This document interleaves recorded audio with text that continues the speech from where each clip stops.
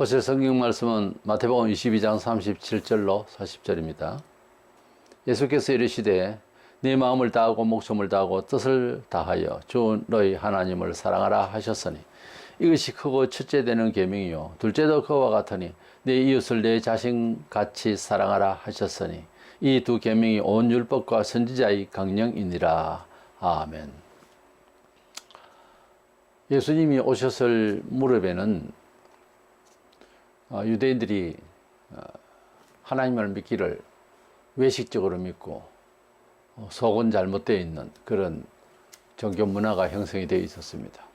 그러면서 특수계층인 종교인들, 그러니까 제사장이나 율법사나 서기관들이나 이런 사람들은 자기들이 빼대 있는 집안을 자랑하면서 또 율법을 외워서 사람들에게 가르치기도 하고 또 삶의 모든 문화에서 잣대로 삼았습니다. 그러면서도 행치도 않고 그랬었습니다. 그때 예수님께서 이제 복음을 전하실 때 율법사가 와서 예수께 율법에 가장 중요한 게 뭐냐고 이렇게 시험 삼아 물었습니다. 그때 주님이 답하신 내용입니다. 목숨까지 다해서 하나님을 사랑하고 그와 같이 이웃도 네 몸처럼 사랑하라. 그렇게 말씀하시고 이것이 율법이 대강령이다 이렇게 말씀하셨습니다. 우리가 기독교인으로서 믿음, 소망, 사랑 가운데 사랑이 제일이라 하고 또 우리가 하나님의 사랑을 받아서 사랑해야 함을 잘 압니다. 특별히 타 종교와 달리 이웃을 네 몸처럼 사랑하라 하는 말씀을 받았는데 이웃에게 잘해라, 이웃 사람 이해해라, 이웃 사람에게 봉사하라 이런 차원이 아니고 네 몸처럼 사랑하라. 또박또박 이 내용을 읽으면 굉장히 어렵습니다. 이 말씀을 받아들이기가. 어떻게 내 몸처럼 사랑하는 교인이 얼마나 있어요? 이웃을 내 몸처럼 귀하게 여기며 신경을 쓰고 이해해주고 품고 용서하고 용납하고 사랑하는 사람이 몇이나 있겠느냐고요. 그래서 이웃을 네 몸처럼 사랑하라 이거는 안 되는데 하나님을 사랑한다라고 합니다. 근데 하나님을 사랑할 때에 목숨 바쳐 사랑하는 사람도 그리 흔치 않듯이 이는 하나님은 사랑한다 하면서 교회를 나오는데 이웃을 내 몸처럼 사랑하라고 연결해서 바로 말씀하셨거든요. 하나님 사랑을 가진 사람은 이웃을 그렇게 사랑해야 하고 또 지당하다는 뜻이죠. 근데 정말 참 부담스러운 실제로 그 말씀의 명령에 따라서 살기는 어려운 겁니다. 이 점에 대해서 한번 다시 짚어보고자 합니다. 먼저는 예수를 믿는다 할 때 예수께 나오는 그리고 늘 항상 주님께 예배하러 나오고 하는 이 예수께 나오는 태도에 있어서 나 자신이 자아가 완전 세속적인 욕망과 자존심과 모든 것이 상실이 되어야 됩니다. 그렇지 않으면은 먼저 이웃은 고사하고 예수님을 내가 실제 믿는다 하기에는 부족합니다. 예수를 믿는다라고 하는 말은 다른 면에 있어서는 내 자아를 이제 본성의 자아, 욕심의 자아, 자존심의 자아, 세상의 경험적인 그런 판단의 자아, 모든 지정의가 예수께 나오면은 다 부인이 돼야 됩니다.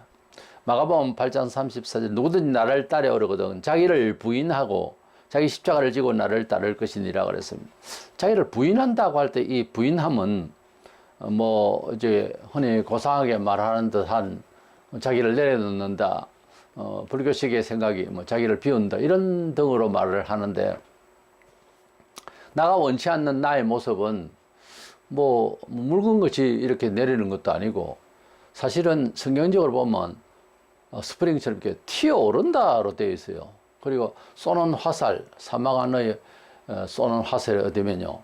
그래서 측면에서 온다 이렇게 되어 있습니다. 측면에 오는 것은 마귀가 이제 시험하는 거고요. 밑에 솟아오르는 것은 우리 속 내부에서 가지고 있는 죄성이 이렇게 스프링처럼 튀어오르는 겁니다. 이것을 억누르고 이것을 도전하고 해야 되는, 그래서 정면으로는 도전하고 올라오는 죄악은 이제 억누르고 하는 그런 이제 그림이 되는 것이지, 내려놓는다?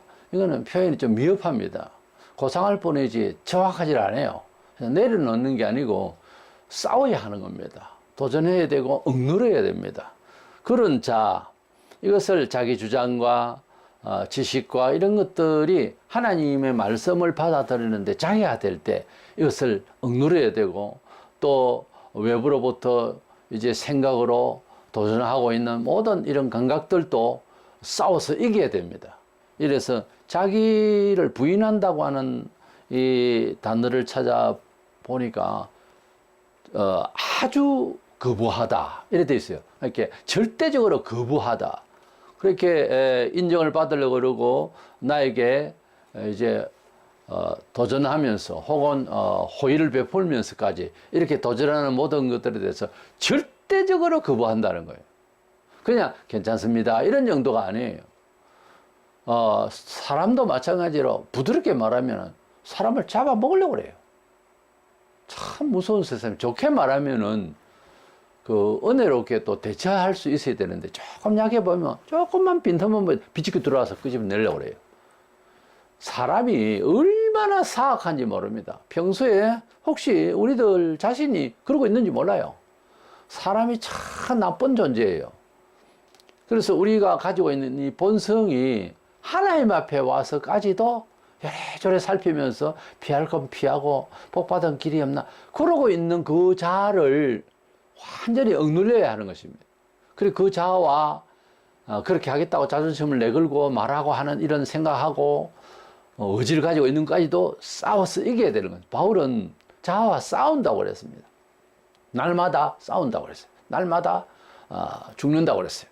이래서 우리는 우리가 가지고 있는 주장, 예수를 믿기 전이나 그 후에까지 남아있는 우리의 본성적인, 소위 말하는 일반인으로서 가지고 있는 정서, 그것도 시대와 또 국가와 지역에 따라서 또 변하기도 한데, 동쪽에서 사는 사람들은 죄가 아니라고 하더라도 서쪽에 사는 죄라고 하는 그 표준이 다 다릅니다. 이래서 개념의 차이를 우리가 어느 정도 수용을 이제 할 수 있어야 되는데, 그러나 확실한 바른 개념은 하나님 말씀대로니까, 그러니까 말씀이 이러지 마라 하면 그것이 범하면 전주를 알아야 된다고 바울이 말했습니다. 그래서 우리 정서가 하나님 말씀이 처음부터 옳고 그름을 알 수 있는 존재가 아니에요.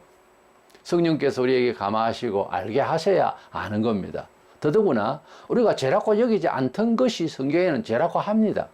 이 점을 어떻게 할 것이냐, 하나님 앞에서 예로 답을 하고 일단 뭐 순종하겠다고 먼저 선언을 하고 그 다음에 따라가 보는 겁니다. 그러다 보면 이게 죄가 맞구나 그렇게 됩니다.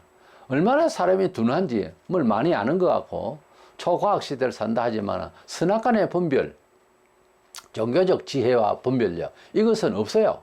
본성적으로 안 됩니다 그게. 이래서 우리는 자기를 부인하는 이것이 연습이 늘 돼야 되고, 예수께 와서 내가 나를 부인한다는 말은 나의 옛 과거를 버린다는 이야기고, 버려지실 때 그것을 근본 뿌리가 없어졌을 때 그것을 중생이라고 그래요. 거듭난다고 그래요. 교회를 다니는 것을 거듭난다라고 하면 안 됩니다. 아주 거부한다는 말은 절대적으로 세속의 목적과 그것이 나의 삶을 살아가는 존재의 가치의 뿌리가 되어서는 안 된다. 그거 뽑아야 돼요. 뿌리 자체 뽑아버려야 됩니다. 뿌리 옆에 붙어있던 흙까지 다 퍼서 버려야 되는 겁니다. 그랬을 때에 예수님 나의 생명의 주님이다 이렇게 말할 수가 있는 겁니다. 그래서 기독교인은 뭐 고상하게 뭐 나를 내려놓고 뭐 그런 차원이 아니고 맞서서 싸우고 혁명을 하는, 자기와의 혁명을 하는, 그래서 일생일대의 대혁신이 오는 그런 순간이, 그런 때가 필요합니다. 그냥 이렇게 교회를 왔다 갔다 하면 그게 잘 안 고쳐져요. 용단을 내려야 됩니다. 그리고 장사가 없어요. 누구나 다 아픕니다. 힘들어요. 쓰러진다. 사는 맛도 없어지는 것 같고, 모든 끈을 다 끊는다고 하는 것이 굉장히 힘든 부분이에요, 사실은. 그래서 하나님을 따라간다고 할 때, 주님을 믿는다고 할 때는 주님을 또 따라간다는 얘기인데, 하나님을 따라간다 할 때는 나의 경험과 나의 처지를 완전히 뒤로 하고 말씀을 따라갔던 아브라함처럼 75세에, 한 동네에서 75세를 살았으면 어디 다른 데 이주하기 힘들어요, 사람이라는 게. 거기서 즉각적으로 떠나는 겁니다. 그게 그렇게 손쉬운 일이 아니고, 인격적으로 어떻게 이해하고 합리적으로 철학적으로 무슨 사정상 이런 것이 개입이 될 수가 없는 부분이에요. 우리가 아브라함의 믿음에 영적인 후손이기 때문에 아브라함이 믿었던 태도를 닮으라고 했거든요. 아브라함이 믿으면 조상이라 했거든요. 그렇기 때문에 나를 부인한다고 하는 말은 아주 나를 거부한다는 말이에요. 그것이 우리 일상에서 늘 훈련되고 의식되기를 원합니다. 믿는다라고 하는 말도 우리가 무엇을 믿는다 할 때 인지한다로 끝나면 안 됩니다. 기독교의 믿음은 동사로 움직여야 됩니다. 내가 믿고 있는 현재 진행이 돼야 되고 그게 실천이 돼야 그것이 참 믿음인 것입니다. 믿는다 하면서 전혀 그를 따르지 않으면 그것도 사람 사이에도 믿는 게 아니죠. 의심을 하고 있는 거예요. 누구를 사랑한다 하면은 그 말도 잘해야 되지만 그 말을 좀 잘해주면 좋겠다 하지만 말보다 어떻게 살아주느냐, 상대에게 살아주느냐가 더 중요합니다. 그런데 말은 반듯한데 아주 격식 있고 교양이 있어도 와닿지 않는 사람이 있어요. 이게 영혼 없는 말이고 영혼 없는 태도란 말이에요. 이래서는 안 된다 이거죠. 그래서 예수를 믿는다 할 때는 예수를 따라가는 겁니다. 예수를 따라가려고 하면은 몸과 마음과 정성과 목숨까지 안 바치면 못 따라가요. 때로는 순교를 각오하면 못 따라가는 지경이 있어요. 그래서 예수님을 믿는다라고 할 때는 하나님 아들로 믿는다. 뭐 그 정도죠. 그 이상 믿음이 뭐냐? 따라가야 됩니다. 주님의 교훈을 따라가야 되고 주님이 가자는 대로 따라가는 것이 신앙입니다. 그래서 따라가는 태도만큼 그의 신앙입니다. 안 따라가고 그냥 예배당 가만히 앉아있다 천국 가겠다. 그거는 딱 구원받는 수준이죠. 모르죠. 확실히 믿는지는 내가 모르겠지만은 딱 구원받는 수준이에요. 그 이상은 종교적인 문화 행동이고 피곤하면 안 믿는다 그래 버립니다. 그게 사람이에요. 그래서 그건 뭐 가타부타 남에게 말할 것도 없고 본인이 감당하고 받아야 할 상의 한계입니다. 그래서 하나님과의 나와의 관계에 있어서 먼저 정리가 돼야 되고 정립이 돼야 되고 그리고 변화를 내 자신도 알아야 되고 남도 이해해 줄 만큼 되어 있어야 됩니다. 그게 자기를 부인한 거예요. 그런데 예수 믿으면서 천여자를 부인을 해본 적이 없는 한 번도 못 해본 사람도 수두룩하게 있습니다. 근데 그런 사람들이 이야기를 다 들어주려고 하면 굉장히 피곤해요, 목사가. 굉장히 피곤합니다. 근데 그게 변화를 먹고 하면 알아서 지혜롭게 맞춰가는 걸 다 알아요. 절대로 자아를 안 내놓지. 근데 자아가 늘 항상 창자를 딱 붙들고 있으면은 창자가 아파서도 자아를 못 버려. 근데 자아를 버렸다는 사람으로서 정말 믿음으로 살려고 하는 사람은 안 아팠느냐? 아팠습니다. 무지하게 아팠습니다, 그 사람도. 그러니까, 그것은 은혜를 받았다, 이렇게 하고 치부를 해버리는데, 그건 참 옳은 변명이 아니에요. 말 함부로 하는 거 아닙니다, 남의 일에 대해서. 그래서 하나님을 믿는다, 예수님을 믿는다는 것은 그분의 말씀을 따라가는 겁니다. 사람 사이에서도 잘 따라주는 것이 중요하지. 말만 입에서 막 미사리와가 참 말을 잘하고 아주 위하는 것 같고 정말 말을 들어보면 신뢰가는 사람이 이제 사기를 치거든요. 그곳에요. 진담을 가지고 말하는 사람은 몇 마디 안 합니다. 그리고 삶을 통해서 교제를 이루려고 하는 거죠. 그래서 이웃을 네 몸처럼 사랑하라 하기 전에 하나님을 그렇게 사랑하라 했는데 하나님을 사랑하는 것도 내 중심을 버리지 않으면 안 된다고 하는 것점은 알아요. 사람들이. 그럼 이웃은 마찬가지입니다. 이것이 정립이 돼야 이웃에게 그렇게 할 수 있는 태도가 되는 거죠. 두 번째로는 타인을 내 몸처럼 사랑하라. 참 어려운 말입니다. 요한은 하나님 우리를 사랑하셨기 때문에 우리가 서로 사랑하는 것이 마땅하다. 뭐 우리도 인정을 하죠. 동의하는데 요한일서 3장 16절에 그가 우리를 위하여 목숨을 버리셨으니 우리가 이로써 사랑을 알고 우리도 형제들을 위하여 목숨을 버리는 것이 마땅하니라. 알기는 아는데 이것이 그렇게 잘 안 됩니다. 우리가 삶을 살아가는데 하나님의 사랑의 부채를 많이 가지고 있습니다. 햇빛과 그리고 비와 물과 공기 이게 그냥 되어진 게 아니고 하나님이 지으신 것을 우리에게 주신 혜택입니다. 국가의 위정자가 참 일을 잘하고 우리나라 같은 경우 이승만 대통령이 얼마나 일을 잘 하셨고 그래서 그 혜택을 많이 받고 있습니다. 우리가 무슨 혜택을 받아도 확인이 안 되면은 그걸 몰라요, 잘. 부모님의 사랑을 어떻게 받았는지 시집장 가서 아기를 낳아야 한다 그러지 않습니까? 경험이 안 되니까 잘 모르는 거예요, 이걸. 그걸 일찍 눈여겨 봤으면은 효행을 하죠. 보온 행위가 나온다고요. 그것은 의무가 아니라 자연스럽다고요, 원래. 감사가 생기게 되는 거죠. 하나님을 감사하라니까 억지로 감사한다. 이거보다 하나님께서 우리를 어떻게 사랑하심에 대한 것을 잘 알면, 깨달으면 감사가 되게 돼 있어요. 우리가 하나님을 사랑할 때 하나님이 우리를 얼마나 사랑하셨으면, 그래서 사랑은 먼저 받을 줄 알아야 된다는 말이 있어요.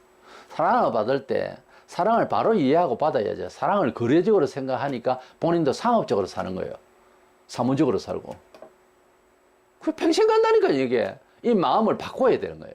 그래서 하나님의 크신 사랑은 청량할 수 없는 그 사랑을 잘 하나하나 그 그림을 따라서 퍼즐을 맞춰보세요. 어떻게 내 존재가 이렇게 되어 있고, 하나님을 알고 모르는 사람 틈에 내를 던져보면 어떻게 이 시대를 살까 하는 걸 비교해 보세요. 하나님의 그 사랑이 얼마나 섬세하였고, 얼마나 기적이고, 얼마나 감사한지. 그걸 알았으면 이웃을 또 알지도 못하고 침해를 하고 손해를 끼치고 이러는데, 이걸 어떻게 이제 대처해야 될 사랑으로서의 지혜가 생깁니다.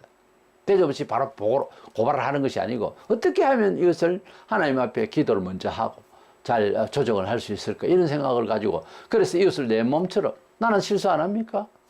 한 사람 실수를 했단 말입니다. 나는 거짓말로서 변명할 데가 없습니까?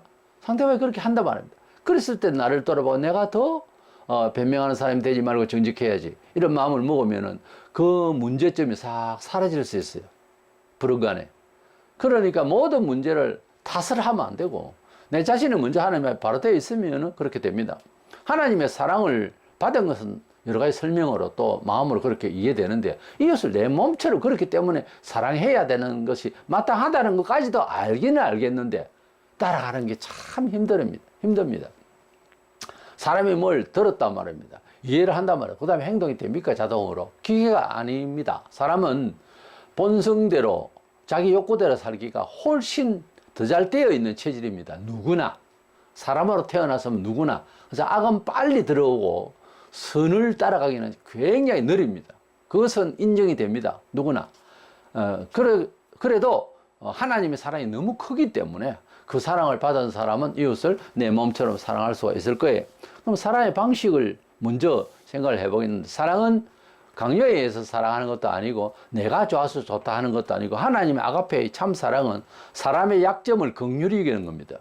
이것이 사랑하는 방법입니다. 사람마다 상대를 해보면 다 약점이 있어요. 비슷한 약점들도 가진 사람이 있고, 특별히 또 더 약한 점을 가지고 있는 사람도 있을 수 있습니다. 근데 사도들이 복음을 전할 때에 그런 거 저런 거 상담적으로 뭐 사람을 골라서, 그래서 뭐 괜찮은 사람은 전도하고, 그것이 아니고 누구나 이렇게 닥치는 대로 다 전도를 해서 영혼을 구원해야 되니까요. 하다 보면은 연약한 부분들이 사람에게 다 있고 한데, 고린도서 9장 22절에 보면 약한 자들에게 내가 약한 자와 같이 된 것은 약한 자들을 얻고자 하며 수준을 맞춰줬다는 거죠. 도저히 인간적으로 저럴 수 없다 하는 부분에 있어서 나도 참 저렇다 하는 마음을 이제 낮은 자세로서 그렇게 서로 소통할 수 있도록 만든다는 거죠. 약한 부분, 물질적으로도 약하면은, 목사가 뭐 얼마나 은혜를 받았는지 모르지만 아주 고가의 자가용을 가지고 탁 들이대는 것보다 그냥 걸어서 가서 만나고 온다든지, 이런 식으로 수준을 낮췄다는 거죠. 그래서 바울이 사유방식이 아직 믿음이 잘 안 되니까 신령한 말씀을 가르치고 하는 목사를 또는 사도들을 잘 먹이고 입히고 옆에서 다 조달을 해야 되는데 그것도 잘 안 된단 말입니다. 그때도. 그래서 자기가 피장업을 하면서 이제 동행인들끼리 이제 먹고 자고 하는 것을 다 해결하고, 왜 그랬느냐 하니까 바울의 말이 사람들에게 부담을 안 주려고 그래요. 폐를 안 끼치려고. 왜냐하면 그걸 폐로 여기니까. 이미 폐로 여기지 않습니다 하는 사람들 같으면 뭐 주는 대로 이제 식사를 제공받을 수가 있는데, 근데 그렇게 안 하는 수준이거든요. 그러니까 그게 맞춰서 그 사람들의 마음을 상하지 않게 하기 위하니까 이것은 이제 말하자면 문제가 되지 않도록 먹을 것과 입을 것을 이제 동행들 모두 다 이제 서로 이제 일을 해서, 그래서 감당을 하고 있었습니다. 그것이 좀 신자들이 좀 알았으면 그렇게까지 바쁜데 일하고 그렇게 할 이유가 없죠. 안 되니까 그게 이제 수준을 자꾸 낮추는 거예요. 로마 15장 1절에 믿음이 강한 우리는 마땅히 믿음이 약한 자의 약점을 담당하고 자기를 기쁘게 하지 아니할 것이라. 내 좋다고 말하고 내 자랑하고 아니라 상대의 그 연약한 점을 빨리 발견해서 그 신불신간에 누구든지 상대를 빨리 발견해서 그것을 약점을 잡고 악한 세상은 내가 이기기 위해서 그것을 놀리고 그것을 비하하고 그 약점 때문에 그 사람을 무시하는 이런 쪽으로 기술이 발달됐어요. 뇌 자체가. 근데 우리는 그 약점을 가지고 그 부족함 때문에 그를 사랑하고 도와주고 살펴주고 하는 겁니다. 이것이 세상을 살아가는 사람과 비교가 되어야 되는 것입니다. 데살로니가전서 5장 14절에 마음이 약한 자들을 격려하고 힘이 없는 자들을 붙들어주며 모든 사람에게 오래 참으라 그랬어요. 그렇습니다. 세상의 일들을 보면 이건 사람답지도 않는 사람을 만날 때도 있고 대부분 다 약점들이 많습니다.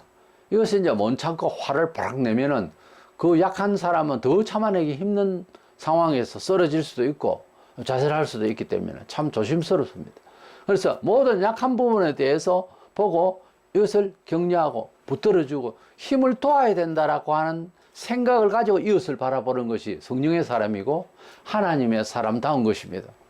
그것은 하나님의 사람다움의 인격 관리가 아닙니다.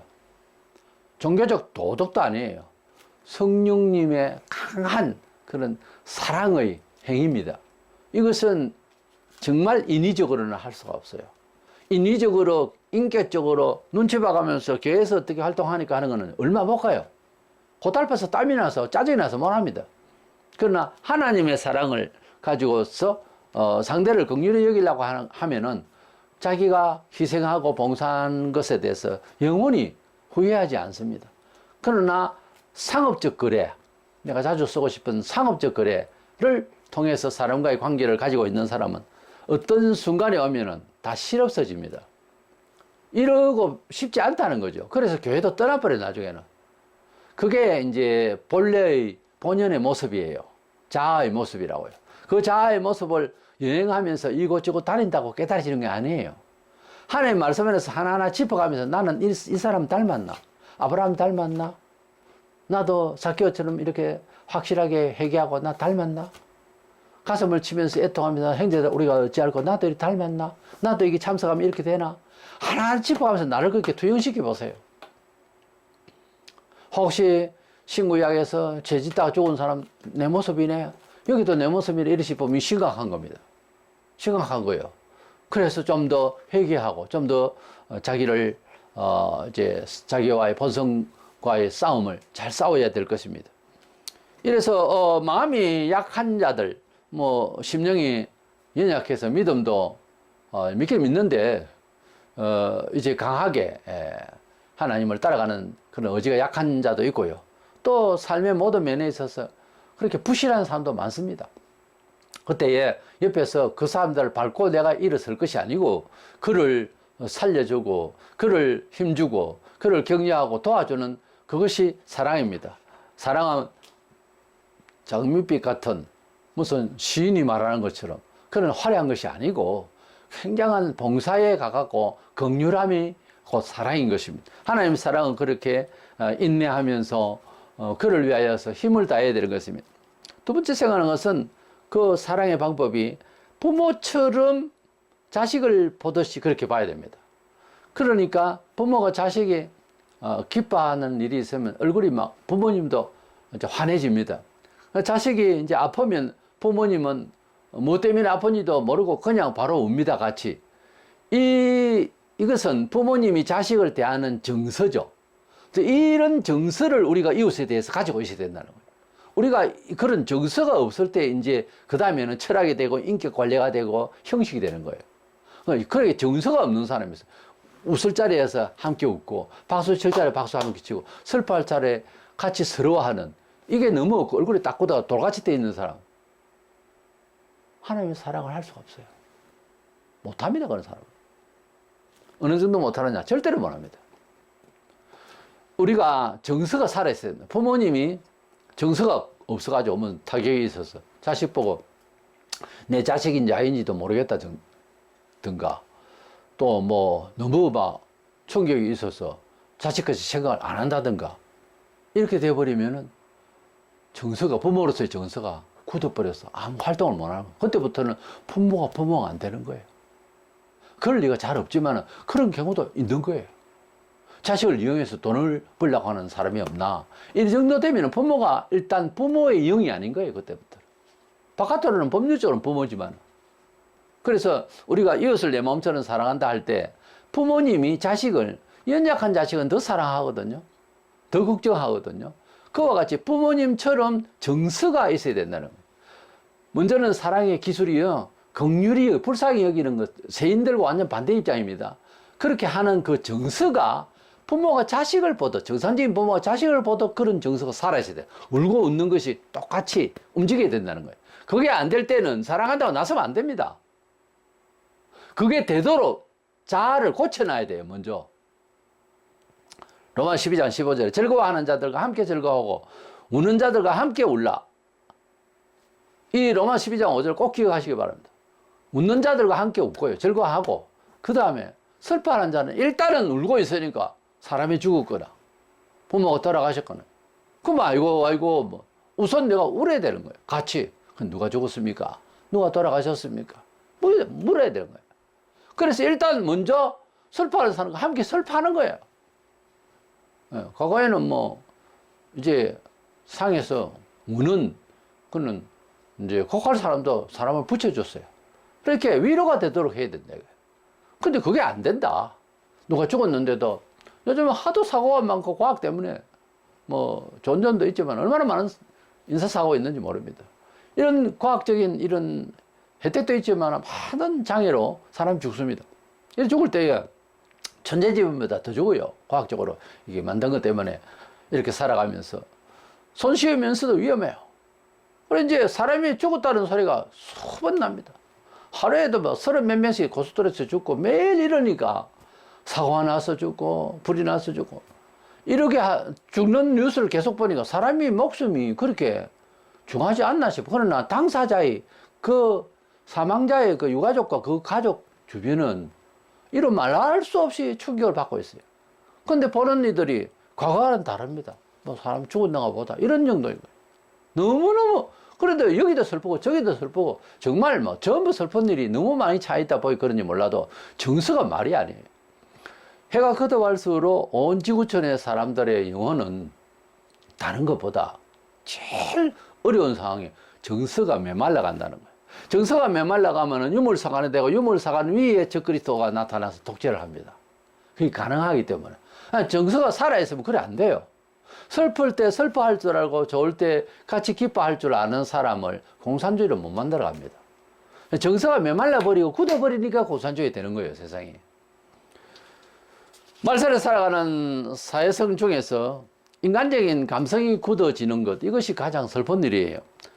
마태 11장 17절에 피리를 부르도 너희가 춤추지 않고 우리가 슬피 울어도 너희가 가슴을 치지 아니하였다 함과 같은 일. 유대인들 그 아이들이 놀면서 이제 시집장가 가는 거 그런 흉내 내고 기뻐하고 피리 불고 춤추고 그리고 사망하는 걸 하면서 곡을 하는 그런 아이들의 놀이가 그런 게 있었다고 합니다. 그때 같이 곡을 하고 같이 웃고 기뻐하고 하는 이런 모습을 가진 그런 놀이가 있었는데 그걸 비유를 해서 하는 말입니다. 우리가 이 세상에서 정부가 기뻐해야 할 일에 별로 기뻐함이 없고 그래서 기쁨을 표현하지 못하는 사람들 참 많아요. 남들 다 기뻐하는데 입을 딱 다물고 있는 사람이 있어요. 병입니다. 절대로 병입니다. 기뻐하지 않고 슬퍼할 때 슬퍼해야 할 때 슬퍼하지 않으면 내면에 병이 온다고 그래요. 의사들이. 그게 맞을 겁니다. 그래서 이게 원만하게 영혼이 살아 움직여서 적절히 잘 이렇게 활동을 해야 됩니다. 그걸 꼭 다물고 쥐고 있으면 어쩌겠다는 건데요. 그러면 안 됩니다, 사람이. 가볍다 싶어도 그렇지 않아요. 기뻐할 때 같이 기뻐해야 됩니다. 웃을 때 같이 웃고 슬퍼할 때 같이 슬퍼하고 이것이 원활하게 작용하지 못하면 병이 있는 거예요. 그리고 그렇게 하는 것은 따라가지 못하면 하나님의 뜻을 이룰 수가 없는 사람입니다. 그러게 목사가 이제 여러 집사가 있고 권사가 있고 이제 교회 직분자들 장로가 있고 이랬는데 너무 굳은 사람 있잖아요. 조심스럽죠. 잘못 건드리면 위험하다고. 폭탄처럼. 그래서 인격적으로 매우 존경받는 건 몰라도 교회 일에 너무 둔한 사람. 그리고 슬퍼할 때 슬퍼할 줄 모르고 기뻐할 때 기뻐할 줄 모르고 항상 치뭐 이게 유교적인 사상이 좀 있어서 그렇기도 한데 뭐 유학적인 그런 것이 이제 뭐 그때가 어느 때입니까만은 그래도 그런 DNA가 좀 있어요. 한국에는. 그래서 참는 것이 뭐 그냥 군자다 이래가지고. 근데 참는 것도 참을 걸 참아야지. 슬픈 것은 같이 함께 슬퍼할 줄 알고 기뻐할 때는 같이 기뻐할 줄 알아야 되겠습니다. 그래서 피를 불어도 춤추지 않고 슬퍼 울어도 너희가 가슴을 치지 않는다. 그래서 슬퍼하면서 아이고 아이고 하면 가슴을 치면서 막 이러는 놀이가 있었대요. 사실 그렇게 우리 생활에 그렇게 적용이 돼야 될 것입니다. 사람이 울고 기뻐할 정서를 살리는 것은 가장 자아를 살리는 데 좋은 방법입니다. 그렇게 하고 또 이웃을 사랑한다고 할 때 이웃을 잘 봉사한다 차원은 아니라는 거. 그건 잠시 반딱할 수 있어요. 근데 이웃을 내 몸처럼 사랑한다라고. 이웃이 불이 났다 그러면 물동이를 과거에 전해놓고 이고 지고 와서 같이 그렇게 노력해서 이제 불을 끄고 그랬습니다. 그럴 때마다 정이 통했죠. 근데 지금은 뭡니까? 불 구경합니다. 그러면 안 된다 이 말이에요. 그래서 살려야 되고 또 도와야 되고 그럽니다. 그래야 됩니다. 이것을 내 몸처럼. 고린도전서 13장 6절에 불의를 기뻐하지 아니하면 사랑은 진리와 함께 기뻐한다 그랬어요. 우리가 하나님의 사랑을 나눌 때에는 이제 불의한 것을 좋아해서 돕는 건 아니고 진리와 함께 기뻐한다 그랬어요. 기뻐하는 것도 뭐 남이 기뻐하니까 같이 허우적대면서 기뻐하고 즐거워한다고 그냥 딴따래 무슨 노래소리에 흥을 그건 아니고 진리와 함께 기뻐하고 진리는 모든 것이 적당하고 바릅니다. 그 가운데서 기뻐한다. 어쨌든 기뻐할 때 기뻐하고 슬퍼할 때 슬퍼할 줄 아는 정서가 부모가 자식을 기뻐할 때 기뻐하고 함께 자식이 아프면 같이 함께 슬퍼하고 하는 그 정서를 가지고 있어야 된다는 거예요. 먼저는 하나님께 내가 완전히 자아의 목적과 자아의 고집과 이런 것이 꺾여야 되고요. 그것을 완전히 달바꿈을 해야 됩니다. 그걸 거듭남이라고 그래요. 거듭남에는 인격이 큰 변화가 옵니다. 목적의 그 삶의 철학의 개념이 바뀌어요. 아무리 이야기를 해도 와닿지 않는 사람이 있을 겁니다. 이 개념이 안 바뀌면은 그리스도인 다음에 맛을 자기가 몰라요. 피곤하다고 예수를 따라가는 게 오히려. 그래서 그 개념을 버리는 것은 나를 버리는 겁니다. 어떤 면은 굉장히 당황이 되고 아주 막연해지고 그럽니다. 그래서 하나님 말씀대로 살아가는 처세를 내 옷 입고 한번 살아보겠다. 굉장한 모험이에요. 근데 하나씩 하나씩 체험을 해보면 야, 세상 천지 법 중에서 최고 좋은 법이 성경법이다. 어떻게 이렇게 될 수 있을까?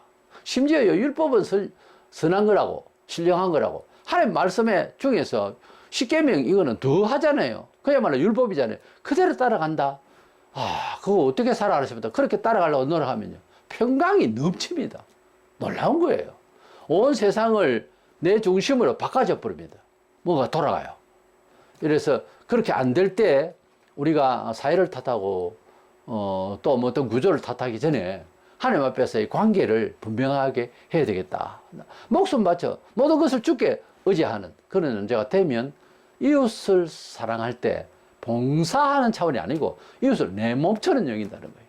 그러나 어떤 한계는 이제 윤리가 있고 도덕이 있으니까 함부로 할 수가 없죠. 그러나 그를 아끼고 그를 도와주는 것을 불신자들이 심지어 오해까지 합니다. 왜 우리 아이에게 그 정도까지 하느냐 하면서 막 이렇게 덤빌 때가 죄송합니다. 내가 볼 때는 이렇게 커야 되기 때문에 한마디 했고 또 도와주었습니다. 이렇게 변명을 해야 되겠죠. 나중에 그분이 알 수도 있어요.